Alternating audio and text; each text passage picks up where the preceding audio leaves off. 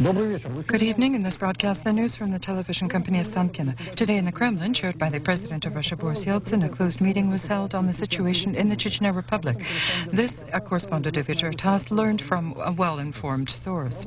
Participating in the session were almost all members of the Security Council of Russia. As that same source reported, participants of the session became acquainted with information about the latest events which occurred in Grozny. Currently, no special statement from the President of Russia on the situation in Chechnya is expected. A group of leaders of the Northern Caucasus republics and heads of administrations of the southern regions of Russia sent an address to the President of Russia, Boris Yeltsin, in connection with the severe escalation in Chechnya. Interfax was told by informed sources today. In the document, it says that on the territory of the Russian Federation, in essence, a civil war is underway, the blood of the peaceful citizens is flowing, and we appeal to you, the President of Russia, the guarantor of the Constitution, rights and liberties of the individual and citizens, with a proposal to immediately stop the bloodshed and conflict in Chechnya and undertake all measures to create constitutional order, the defense of rights and lawful interests of citizens, including the main ones, the right to life and security. According to Interfax's sources, the appeal was signed by the President of Adygea, the President of Kabardino-Balkaria, the head of the administration of the Stavropol Rim, the Premier of Karacheva-Cherkessia, the President of Northern Ossetia, the head of the administration of the Rostov district, and the head of the administration of the Krasnodar Rim area. Meanwhile, the situation in Grozny remains calm and is fully controlled by official authorities. As TASS reports, on the personal orders of Jahar Dudayev, working around the clock are brigades which are restoring the damage done in Saturday's fighting to city communications lines. In essence, all parts of the city again are being fed electricity, gas and water.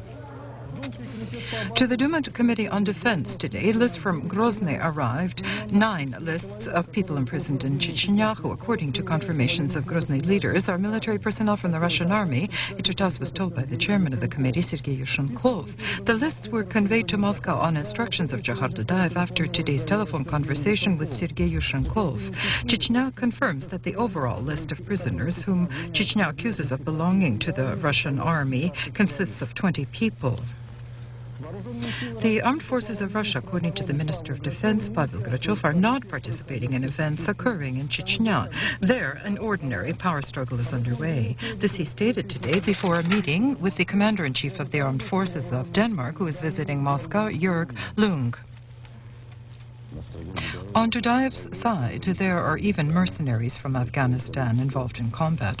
A large number are mercenaries from the Baltic states, and there are other nationalities involved as well as Russians. But a specific organized action on the part of the Russian army, of course, is ridiculous. First of all, if the Russian army were acting, then I would never permit tanks to enter the city. This is wild illiteracy. And secondly, if the Russian army were fighting, at least with one paratrooper division, during the course of 2 hours, one could resolve the entire matter. Today, Pavel Grachov, after the meeting with the Commander-in-Chief of the Danish Armed Forces regarding the situation in former Yugoslavia, specifically said, in essence, the embargo has been lifted on the delivery of weapons to the Bosnian Muslims and Croats. In essence, the window is open. And if questions are resolved in this manner, unilaterally, arbitrarily by an individual country, evidently the role of peacekeepers, perhaps in the near future, could be obsolete. And we could begin to consider, if things continue this way, the withdrawal of the Russian battalion from former Yugoslavia. This was the situation in Bosnia given by the Russian Minister of Foreign Affairs, Andrei Kozyrev, who has just returned from the conflict zone. Our personal correspondents in Belgrade report. On Saturday and Sunday, in the suburban residence Karageorgia, dialogues took place between the President of Serbia, Slobodan Milosevic, with the Minister of Foreign Affairs of Russia, Andrei Kozyrev. Before flying back to Moscow at the military airport Batanica in the suburbs of Belgrade, the Russian minister, in conversation with the press, expressed satisfaction with the progress of dialogues and again confirmed his assessment of the key role of the leadership of the United Yugoslavia in the peacekeeping process. Milosevic is firmly on the side of the peace plan and peaceful regularization, and I think that we can expect further steps from Belgrade in this direction. But of course, simultaneously, The contact group and the world community must behave themselves more consecutively. I have in mind steps in support of Belgrade, which stands firmly, despite the crisis in Bihać. It stands firmly on the basis of the peace plan and on achieving peace in Bosnia. Speaking about the desire to conclude a truce during the last days were representatives of the warring sides, the Muslim Premier Khalid Silajic and the leader of the Bosnian Serbs Radovan Karadzic, who sent a letter to the United Nations Secretary General Boutros Ghali with a proposal within 7 days at a meeting in Geneva to sign an overall truce, which for now does not include questions of territorial division. Despite the fact that fighting around Bihać continues, probably there will be no further NATO bombings, first of all, because hostages in Bosnia now are the blue helmets, and secondly, also there is now hope for peaceful resolution of the crisis. At the Sarajevo airport, talks on a ceasefire near Bihać continue and the gradual demilitarization of the enclave. The topic of the war in former Yugoslavia is one of the most focal questions in the agenda in Brussels today of another meeting which opened of the Council of the European Union on the level of Ministers of Foreign Affairs. The Bosnian Serbs have won the war, and the air potential of NATO will not change anything now, said the American Defense Secretary William Perry. It appears that the Serbs have demonstrated military advantage on land, having seized 70% of the territory of the country. Perry feels that attempts of the Bosnian government to win back territories are unpromising. We continue. Today in Baku, a meeting was held of representatives of the public of the Republic, at which they discussed events of the 3rd and 4th of October when, in Azerbaijan, an attempt at a state coup was made.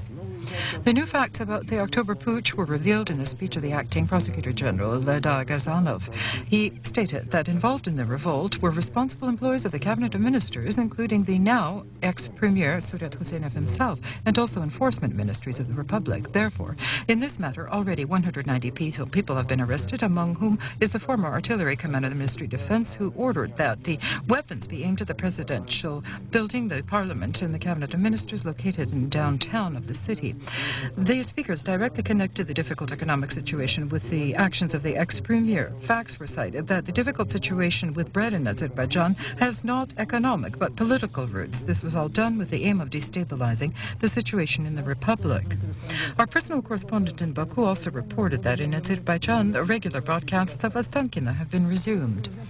The meeting of the presidents of Azerbaijan and Armenia, Gitar Aliyev and Levon Petrosyan, with the mediation of the head of Russia, Boris Yeltsin, is planned for the 1st of December in Moscow. According to Interfax, the main aim of the dialogue should be discussion of unresolved problems connected with the preparations for a major political agreement on regularizing the Armenian-Azerbaijani conflict, which has been continuing now for more than 6 years. The abundant snowfalls which descended on Armenia last night further complicated the already difficult daily lives of the citizens. In the last 2 weeks, as a result of a full cessation of gas feed to the Republic, life was virtually paralyzed, and now even everything is at a standstill. There is no gasoline. There is no public transportation at all on the streets. Streets are an absolute mess with heavy wet snows, which was not withstood by trees, but here it seems that nature acted in its own detriment to the benefit of the people. Broken branches were gathered gleefully by pedestrians for firewood for stoves. 1 cubic meter of wood in Armenia today costs $15, and here there was fuel on the streets and free of charge. Only in the distribution of humanitarian American kerosene, there was no effect of the weather felt. It is received by the most needy categories of the population of Armenia. One more winter has come, the 3rd test of survival.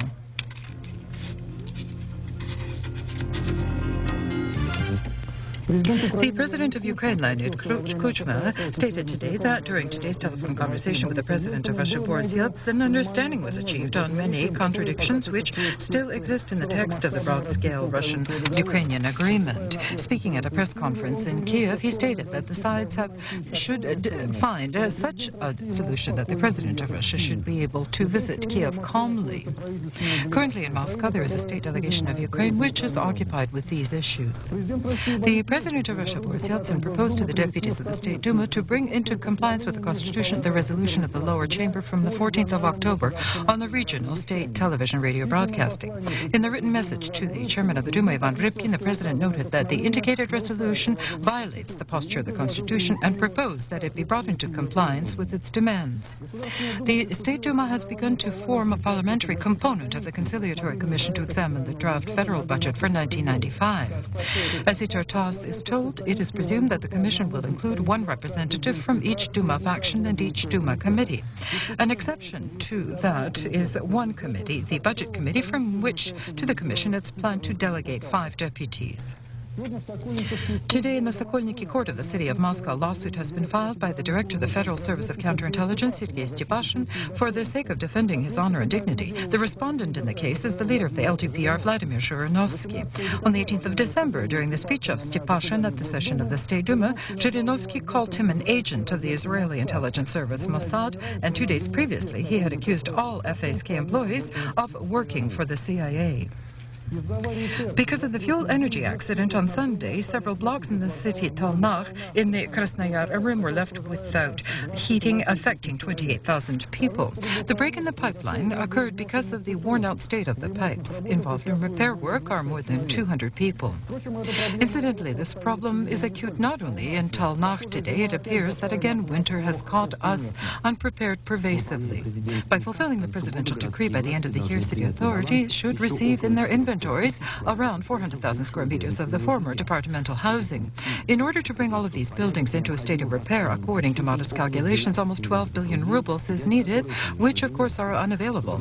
With depressing consistency, many housing complexes suffer these cold days because of the absence of light, heat and water. In an especially difficult situation are city electrical networks. The transactions accounts of companies and banks has been frozen because its debt is around 9 billion rubles.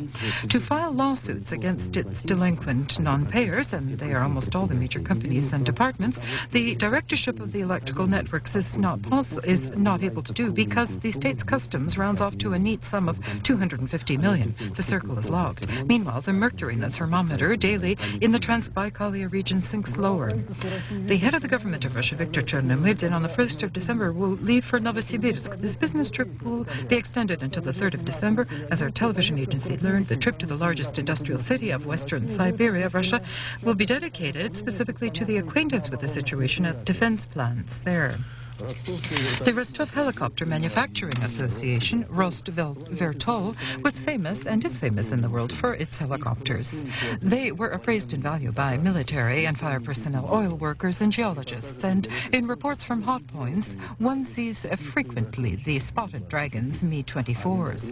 And the helicopter giant Mi-26 with a cargo lifting capability of 20,000 tons has no world analogies.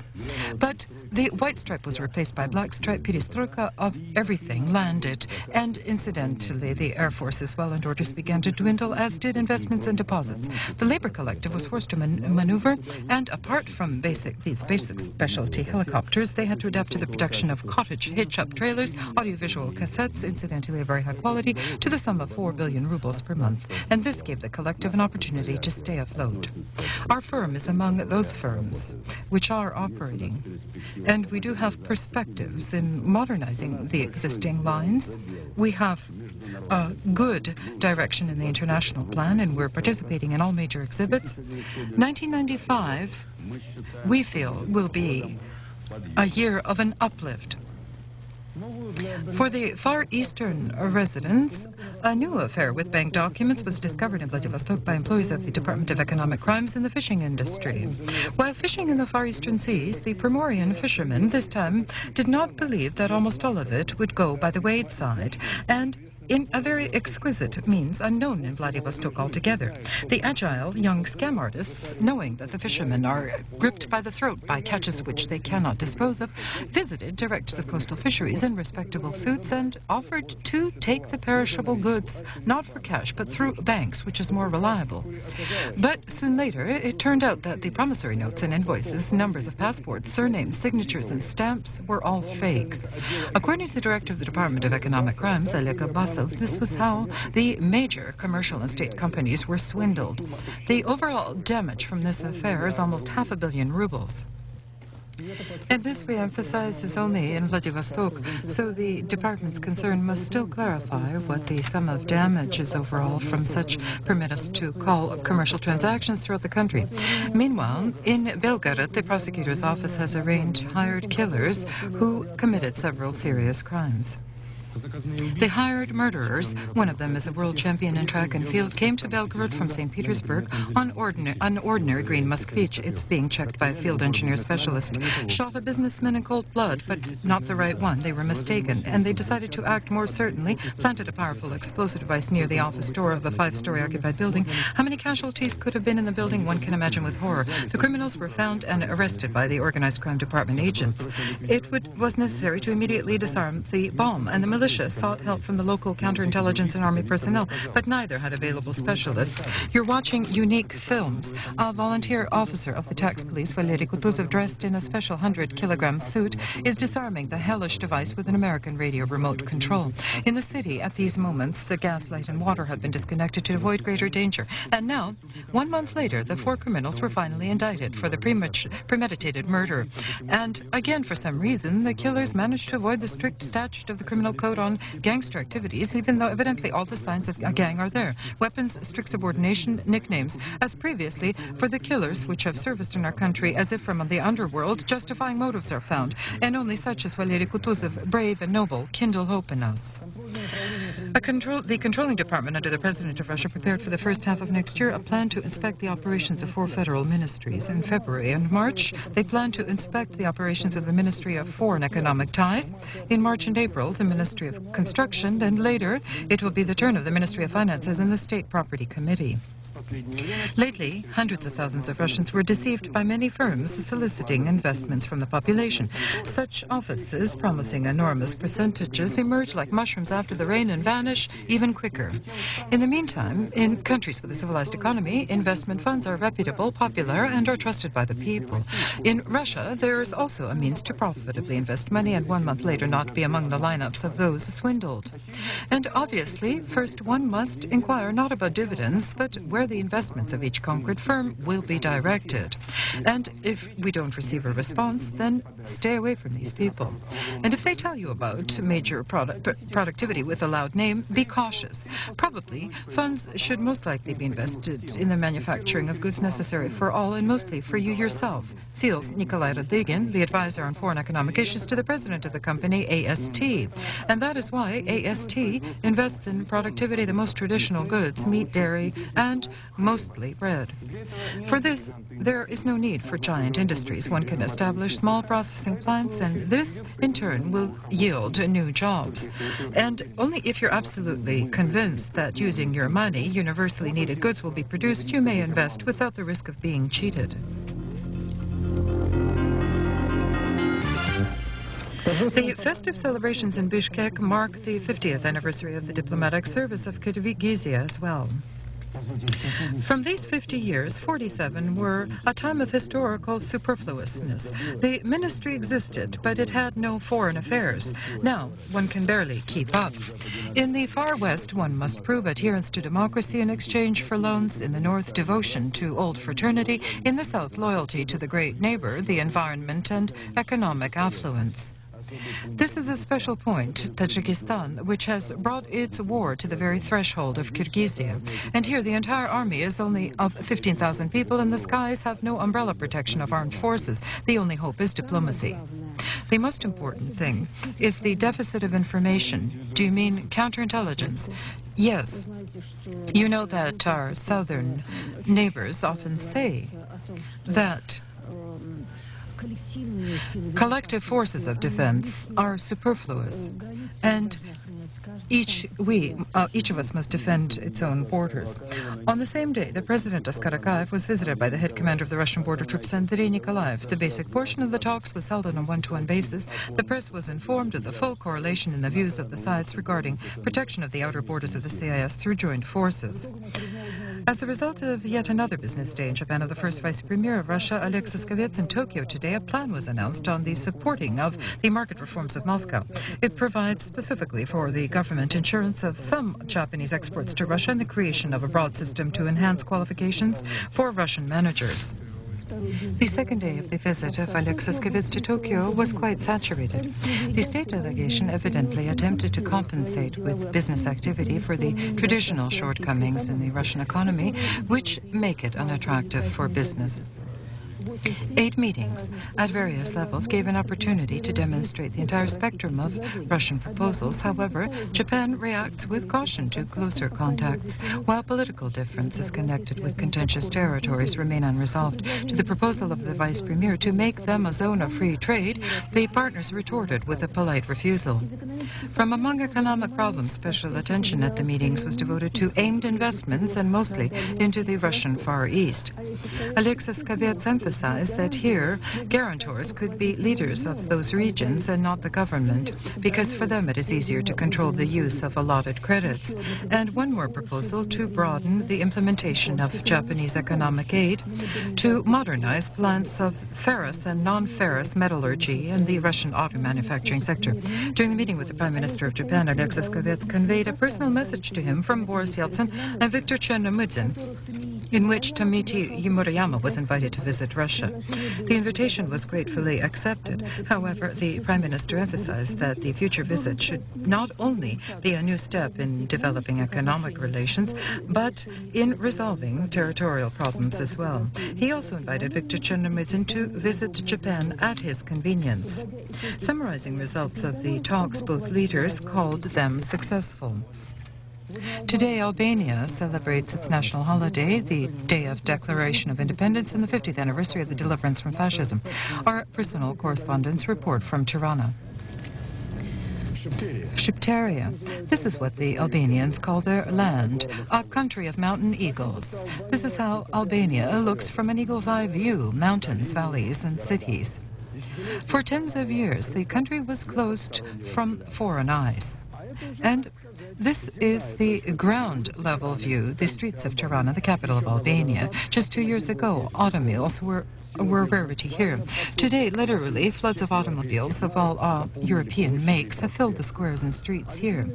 And the storefront windows are a unique calling card of changes which are underway in Albania today. Just yesterday, it was called the poorest country in Europe. 5 kilometers from Tirana, there is a new plant, a Coca-Cola plant. It's the first serious foreign investment. Just as incidentally, this road, which is under construction, the country of difficult elevations, is obtaining its first highway, it appears. As an inheritance from socialism, the dictator Enver Hoxha, these concrete monstrosities remain. 700,000 bunkers, one for each 4 Albanians, were meant to defend the country from the entire world. Jonas Kosmi, as we would call him, an unemployed person.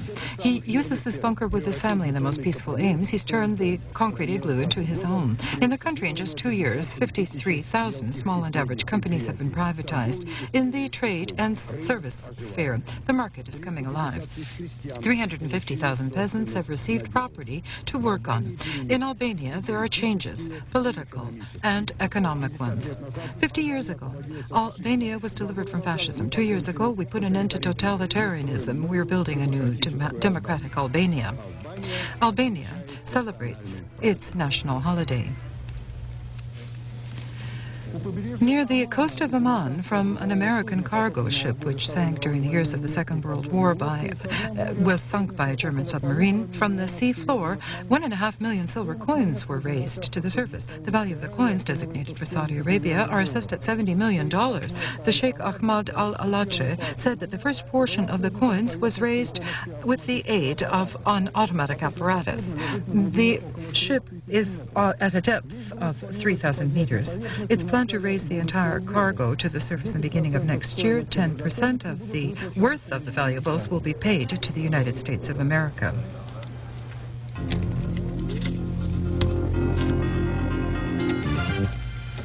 In the Vladimir Hall of the Kremlin, today awards and state prizes of the Russian Federation were handed out for the year 1994 in the area of science and technology.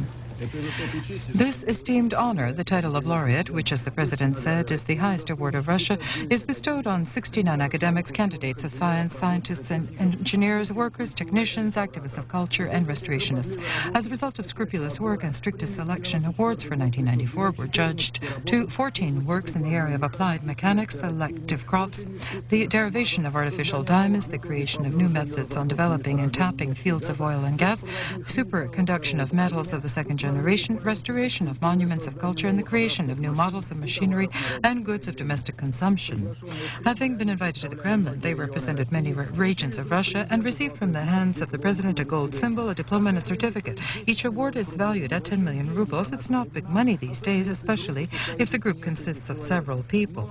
But that is not the issue, as the laureates said. The main thing is that Russia and its people had bestowed them. Boris Yeltsin, in his introductory speech handing the awards out, said how rich Russia was in its talents and that Russian science has not died as many had predicted, but is strong in intellect and devotion to its people. And this means that the best times are still ahead for it. This is a great honor and a great pride in the country. On behalf of the people, on behalf of Russia, I again congratulate you. Thank you for your work. The law adopted by the Duma in the third reading on the state support for sources of mass media seems today also is not completely supported by journalists. This was reaffirmed today by discussion in the club of the head editors of newspapers in the Moscow House of Journalists. The policy of monetary subsidies to newspapers from the budget of the country has not come to live, and the press should not count on it in the future yet. This was stated at a meeting at the club by Mikhail Poltoranin. In the Duma, he heads the Committee on Information Policy. And although for justice's sake, we should note that these subsidies previously were relied on by very few newspapers. The solution in poverty for the press, in the opinion of Mikhail Poltoranin, is that law on state support for mass media, in which there are many benefits embedded. Naturally, not disputing those benefits, the head editors, as previously, were quite leery of the statutes of the law, which would provide for the creation of a national fund to develop sources of mass media and also an overseeing council. The impression was created that Mikhail Poltoranin was not able to convince the head editors that these paragraphs were to their benefit. From among questions from the heads of newspapers, suspicion was evident that in creating such organs, possibly, there is one more devious way in order to control the press, or it could acquire this function given certain conditions. With this, I bid you farewell, and just in a moment, sports news is ahead with Anatoly Malyavin. All the best.